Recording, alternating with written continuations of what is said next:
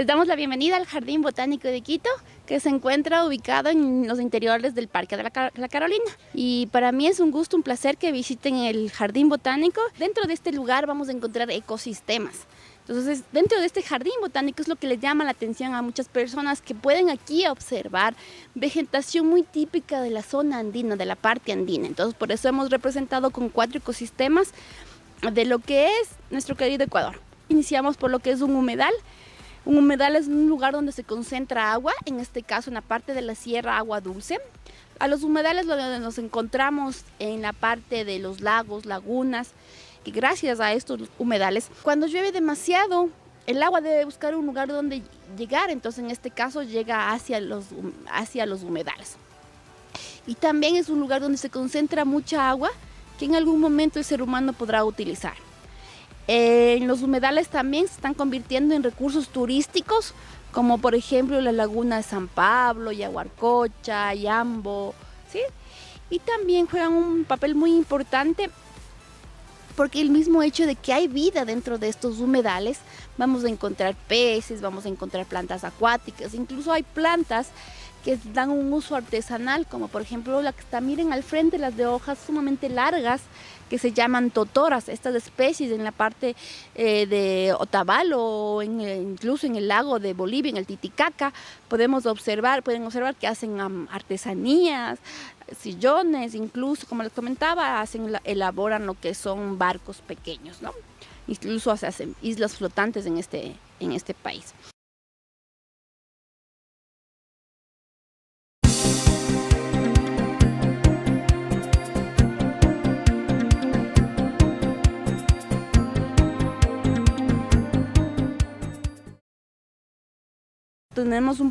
Tuvimos más claro un proyecto con mucho éxito, que es el de proteger las palmas, porque recordemos que estas especies de plantas son en peligro de extinción. ¿Por qué razón? Por el famoso Domingo de Ramos. ¿Qué pasa con el Domingo de Ramos? Llevan estas famosas adornos de palmas, que para hacer sus adornos o para vender estas palmas, este producto, hacen de palmeras que recién están creciendo, o sea, llamados los cogollos. Entonces a la planta nunca le dejan desarrollar. En los últimos 6-7 años el Jardín Botánico ha hecho un programa de conservación de estas especies. ¿De qué manera? Llegando hacia los lugares donde cortaban esta especie de palma, buscando para que las personas mismas busquen otras alternativas. Tuvo mucho éxito incluso en el Jardín Botánico el Domingo de Ramos. Cuando desaparece una planta, también desaparecen los que viven de esta planta, como por ejemplo el loro, cachete dorado y oreja amarilla. Son especies que lamentablemente ya han desaparecido. ¿Por qué razón? Porque no hay su hábitat, no hay su lugar donde ellos pueden vivir, porque los animales hacen en estas palmeras, hacen su nicho ecológico, su lugar donde pueden vivir, y también el fruto, se alimentan de estos frutos. Lamentablemente la última bandada que han podido observar en nuestro país es bien al sur, en la parte de Cuenca. Hay otra especie que se le llama palma de cera. ¿Por qué razón? Pueden observar que su corteza del tronco es blanca. ¿Por qué razón? Porque tiene como unas sustancias similares a la vela. Entonces de aquí sacaban como antes nuestros abuelitos o nuestros antepasados sacaban lo que es el combustible natural.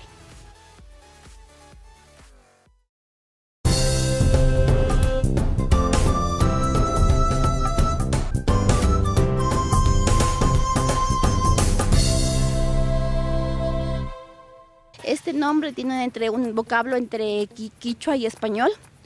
Puma de un animal andino, y maqui de la palabra quichua, que es mano, la mano del puma. ¿Por qué no sería oso maqui? ¿Por qué no sería raposa maqui? Siempre me he hecho esa pregunta, ¿no? Y la respuesta ha sido muy fácil. Primero, al final de la hoja de esta planta, tienen como 5 dedos. Y al final tiene unas puntas, entonces mencionan las garras del puma. Otra cosa, como les mencionaba, el puma es un animal andino, la planta es una planta andina. El puma siempre buscaba afilar sus garras en estos árboles. También de ahí el nombre, porque proviene de puma maqui. En Huangopolo hacen los famosos sedazos de Huangopolo con estas. Si ustedes han visto esos sedazos que son hechos de madera, entonces es exclusivamente hecho de esta planta. Es una magia increíble de la conexión que nosotros tenemos con las plantas. Algo interesante que vamos a ver aquí es el romerillo, también conocido como Podocarpus. Estas especies que están aquí tenemos dos especies que se conoce romerillo y la otra que se le llama allá el cicín.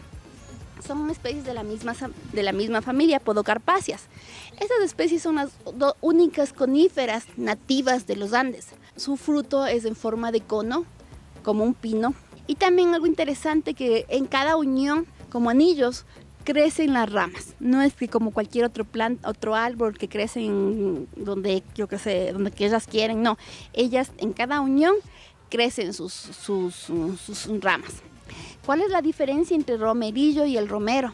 El romero es un arbusto y el romerillo es en sí, podríamos hablar de un árbol. Y también las cualidades del romerillo, incluso el romero tiene flor.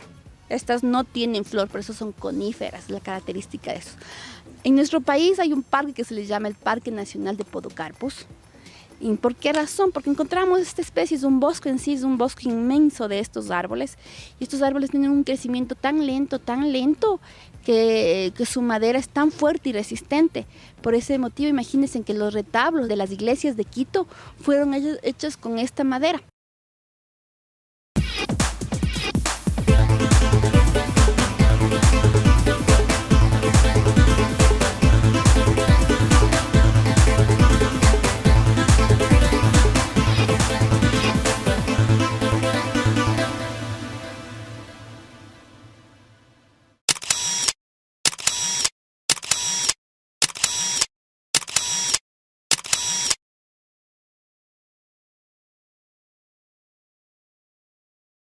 A partir de los 1000 a 2500 metros de altura encontramos este tipo de ecosistema. Más o menos, para los que tengan una idea, es como si estuviésemos en el trayecto Quito-Santo Domingo, que es ese trayecto que siempre está nublado y siempre está lloviendo. O si no, muy cerca también de aquí, Mindo, son típicos ecosistemas de bosques nublados. ¿Qué pasa en estos ecosistemas? Los árboles sumamente altos compiten por energía solar. Las hojas de las plantas que están rastreras, que están en el piso, son más grandes para recolectar la mayor cantidad de energía. Y plantas pequeñas que fueron tan inteligentes, tan sabias, que treparon a los árboles, llamadas plantas aéreas. Esa es la característica de un bosque nublado. Algo interesante, pueden observar las famosas bromelias, que también pueden haber bromelias aéreas. Al final de sus hojas tienen colores, es una forma de llamar la atención a los insectos para simular que son unas flores muy inmensas y para que los insectos con mayor facilidad sean visibles y puedan llegar hacia la flor. Y cuando estén cerca de la planta se van a dar cuenta que no es una flor, pero que muy cerca de ahí puede estar, así sea muy pequeña, pues está la flor real. En los bosques nublados vamos a encontrar también plantas. Vamos a encontrar plantas prehistóricas. ¿A qué me refiero? Que están desde la prehistoria. O sea, no exactamente son muy antiguas, sino que sus parientes de los parientes han podido sobrevivir o mantenerse hasta la actualidad. ¿De qué manera? Insisto, por el tallo.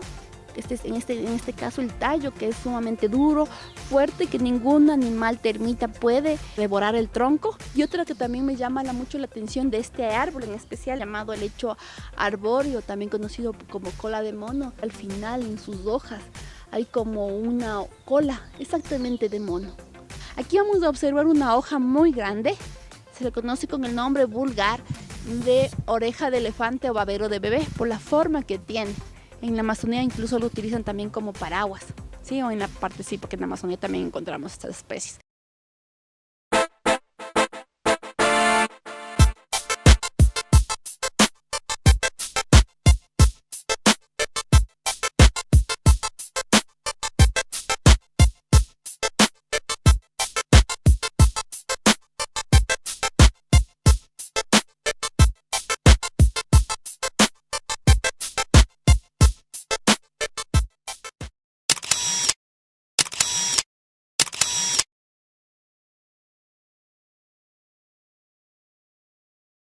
El páramo es un ecosistema que se encuentra en las partes altas de las montañas, a partir de los 3.200 hasta casi los 5.000 metros de altura. Están muy cerca de los deshielos o de las montañas que tienen nieve, entonces por esa es la razón de por qué hace frío en este lugar. Plantas pequeñas, con hojas pequeñas, es muy diferente al ecosistema de que hemos estado. Es como, insisto, las plantas se adaptan de acuerdo al lugar donde se encuentren. Aquí hojas más pequeñas para recolectar más energía solar. Incluso pueden observar tallos de algunas plantas con mucho pelo para poder sobrevivir a las temperaturas.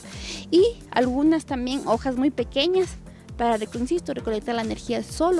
Hojas con mucho pubescencia para el frío.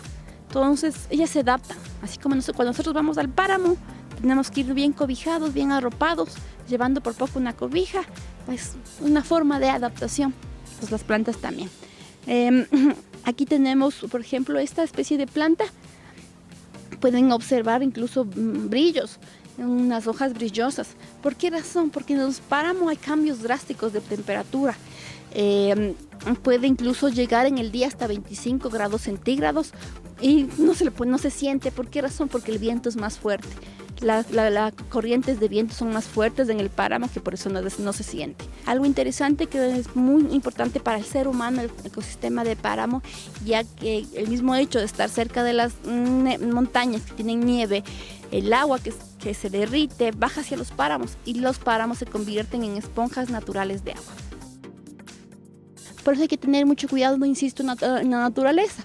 Hay mucha gente que el chanchi se come porque se confunde con el mortiño. Incluso pueden observar el tamaño del fruto. Es igual, sí. Incluso si yo la aplasto va a ser rojo. Incluso si yo la pruebo es dulce. Pero esta planta es una planta alucinógena. La gente del campo, insisto, hay que aprender mucho de la gente del campo. Que dice, no comas chanchi porque quedará chuncho. ¿Qué entienden ustedes por eso?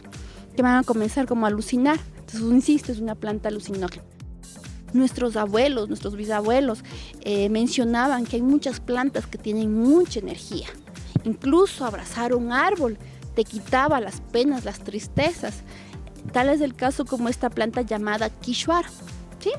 Que es una planta muy típica de la parte andina y que mencionaban que al abrazar este árbol absorbía toda tu mala energía y él se quedaba con esa energía y lo cambiaba, lo transmutaba a energía o le mandaba hacia esa energía que tú tienes, le mandaba hacia la Pachamama. Esa es la cosmovisión, la ideología que tienen nuestros abuelos y nos estamos olvidando, y por ese motivo siento yo que por ese motivo hay tanto estrés en esta sociedad.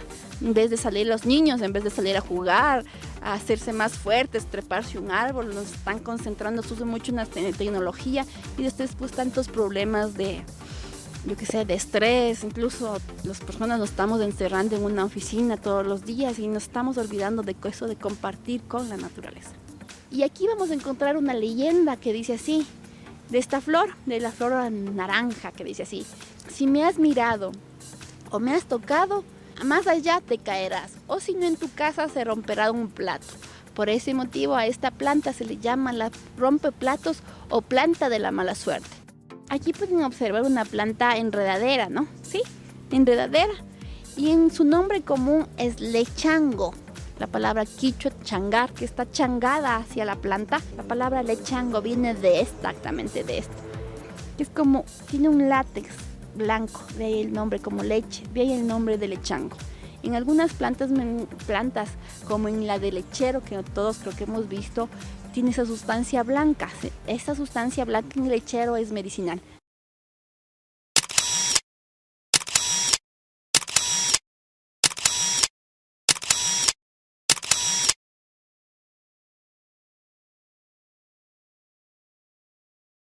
Este ecosistema lo podemos encontrar tanto en la costa como en la sierra. En la Amazonía no lo encontramos. En la costa como Machalilla, como Manabí, incluso Galápagos, una gran parte es bosque seco. Y aquí en la parte de la sierra, muy cerca de aquí, está Guayabamba, o bien al norte, lo que es el Chota, el Juncal, toda esa parte. Bien al sur tenemos la parte donde que hay los guayacanes, el famoso florecimiento de los guayacanes, también se le consideran como un bosque seco, no zonas secas. ¿Qué pasa en los bosques secos? Podemos encontrar la presencia de estas plantas que tienen espinas llamadas cactáceas, o también conocidas como suculentas.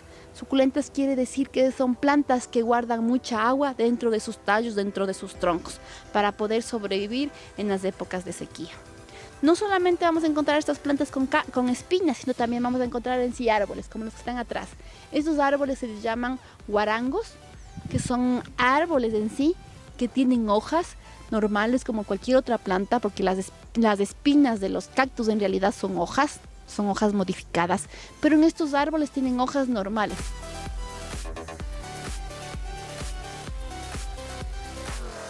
Vamos a encontrar también esta especie de cabuya o también planta suculenta. Esta planta cabuya viene de su nombre común, viene de cabo. ¿Por qué razón? Porque de estas o de sus hojas sacan fibras naturales. Ustedes pueden observar aquí, de aquí, estos hilos, en sí son hilos. ¿Sí? En sí son hilos. Son fibras naturales. De estas fibras naturales hacen las famosas sogas. Todos hemos visto una soga, ¿no? En la actualidad están haciendo artesanías como carteras, como zapatos y como cinturones. Hemos también escuchado el famoso chawarmishki, no exclusivamente desde esta planta, pero es muy parecida, donde sacan esa bebida dulce, que es una bebida que incluso lo pueden tomar niños, y cuando se fermenta ya se convierte en un licor, que en nuestro caso serían puntas. En México lo llaman tequila, pero es de la misma planta. Es muy buena su bebida porque es una bebida tan fuerte que te ayuda mucho, en especial al estómago, y a darte más alegría, más vida. Ecuador tiene alrededor de 49 especies de estas plantas y la mayoría se encuentran en Galápagos, como el famoso cactus gigante de Galápagos, que es endémico, que solo lo encontramos en Galápagos. Vamos a ver esta especie de planta, su flor es nocturna, por eso ustedes le miran cerrada, porque recién se ha de ver cerrado. Es polinizada por murciélagos, ¿sí? Por eso está cerrada. En la tarde, tipo 6 de la tarde, se ha de abrir esta flor y hasta el siguiente día, tipo 8 o 9 de la mañana. Aquí tenemos estas también llamadas ágaves, que pueden observar que al final de su hoja tienen una punta. Entonces ahí antiguamente nuestras abuelitas buscaban una aguja, se iban al campo, cogían la aguja, incluso sacaban con su propio hilo y bordaban, tejían con estas famosas ágaves. Aquí tenemos otra especie de cactus, se llama echinocactus, o también conocida como asiento de suegra, no sé por qué lo llaman así. ¿Será por las espinas? ¿Será? No tengo idea. Son una de las espinas más fuertes y duraderas que puede tener un cactus. Las que están aquí tienen alrededor de unos 40 años y pueden sobrevivir unos 80 años estas especies. Este es un cactus que se le llama cerebro. Bueno, también hígado le dicen, pero para mí es más como un cerebro. Pero incluso hay otro cactus que se asemeja más a un cerebro. Es una forma que tal vez crea la planta para poder guardar más agua. Hay incluso cactus en nuestro país que pueden sobrevivir, o plantas que pueden sobrevivir hasta 9 meses sin que llueva. Y en México incluso me comentaban que hay cactus que pueden sobrevivir hasta 2 años sin que llueva. A estas se les llama parodias, o también vulgarmente conocidas como corona de rey por la forma que tienen, ¿no? Sí, es muy parecida. Y las amarillas, otro del mismo grupo de las parodias, se les llama, por espinas que tienen amarillo, se les conoce como pollitos. Por ejemplo, miran esta planta, ¿para ustedes es un cactus o no es un cactus? ¿Van a ustedes a observar aquí algo que les llame la atención? Vamos a hablar también, ya hablamos algo de eso. ¿Sí? Es lechosa. Es lechosa. Eso significa que esta planta no es un cactus. ¿Por qué razón? Porque los cactus guardan agua, no guardan, no sé. Esa sustancia es muy probable que sea para protección. Aquí tenemos una planta que es una de las plantas que más poderes naturales posee, que es la famosa sábila. La sábila tiene una sustancia gelatinosa y la cual es utilizada para varios usos medicinales, para problemas de quemaduras, problemas para cicatrizar, para que no te arda la herida, para el estómago, para la famosa gastritis, para las úlceras gástricas, para los hemorroides. Entonces es una planta para la piel, para el cabello, para las uñas, o sea, tiene una gran cantidad de usos medicinales.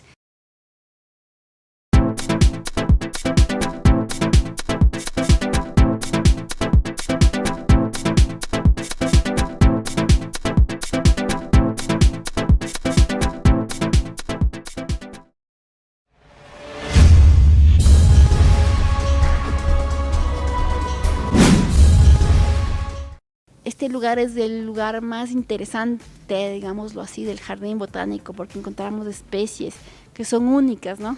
especies que no pueden encontrar en otras partes del planeta. Las orquídeas se caracterizan o se les llama también orquídeas las maestras del engaño. ¿Por qué razón? Porque con sus formas, olores y colores atraen a los insectos para polinizar. Y la función específica de una orquídea es atraer a los polinizadores. No solamente para ellas, sino para el lugar donde se arriman. Acá hay otro grupo de orquídeas llamadas Phragmipedilum. En este caso, un pétalo, tiene la forma como un zapato. Incluso hablan de cordones. Entonces, por ese motivo, a esta planta, a esta orquídea se le llama zapatito. Esta orquídea que pueden observar es una de las más interesantes de este lugar. Se llama Stanhopeia o Stanopia y aquí se la conoce como cachos de toro. Su flor no nace desde la base de la hoja hacia arriba, sino lo contrario, su flor nace hacia abajo. Es una forma de adaptación que ha creado la planta para que sea más fácil polinizada. Todo el mundo ha de haber saboreado la sustancia de esta orquídea, conocida como la vainilla. Antiguamente se le conocía como la vanila. Se decía que era originaria de México, pero en estudios en la parte antropológica, en historia del Ecuador, se encontraron datos que nuestra cultura valdivia hacía una especie de rituales exclusivamente hacia las mujeres. Se llaman cateleyas por la forma que tienen como una campana, un pétalo. Es la característica de una orquídea, tener siempre 3 sépalos y 3 pétalos, y la mayoría de orquídeas tener el tallo sumamente grueso que se le llama bulbo. En mi mano yo tengo una orquídea que se le llama Drácula. ¿Por qué razón? Porque sus pétalos son parecidos a los dientes de los dragones. Pero algo interesante que nos llama la atención es por dentro de la flor. Tiene una similitud a una cara. En este caso se les llaman algunas especies cara de mono, porque pueden observar sus ojos e incluso su boca. Estas son especies endémicas. ¿A qué me refiero con endémicas? A que solamente en nuestro país encontramos. Hablemos en este caso del centro del planeta. Este grupo de orquídeas se les llama más de bayas, y son orquídeas que siempre durante todo el año van a estar florecidas. Como les decía, hay especies de orquídeas que solamente florecen una sola vez al año. Este grupo de orquídeas están siempre florecidas, una flor podríamos decir por cada mes, ¿sí?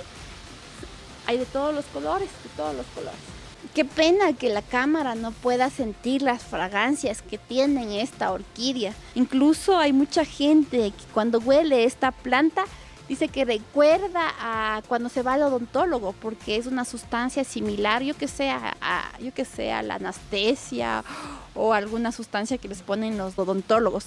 Aquí tenemos otra especie de orquídea un poquito diferente a las demás, porque esta flor no se abre como todas las que hemos visto bien abiertas. Esta está entrecerrada. Pueden observar que parece como un Moisés y con un bebé por dentro. Se lo llama anguloa a esta especie. Aquí vamos a observar incluso que una orquídea toma la apariencia a un insecto, hembra. Pueden observar sus cuerpos, sus antenas, incluso sus ojos y su pelo. Han podido copiar la imagen de otro insecto para que el insecto macho piense que es una hembra y quiera copular. Entonces llega de topo a la orquídea y la orquídea siente que está el insecto sobre ella, le deposita el polen en su cuerpo y el insecto, ya engañado, se da cuenta y continúa con su recorrido. Va a sí mismo a otra especie y si es que la flor debe ser hembra, absorberá el polen, se unirá el polen masculino con el óvulo femenino y se producirá la semilla.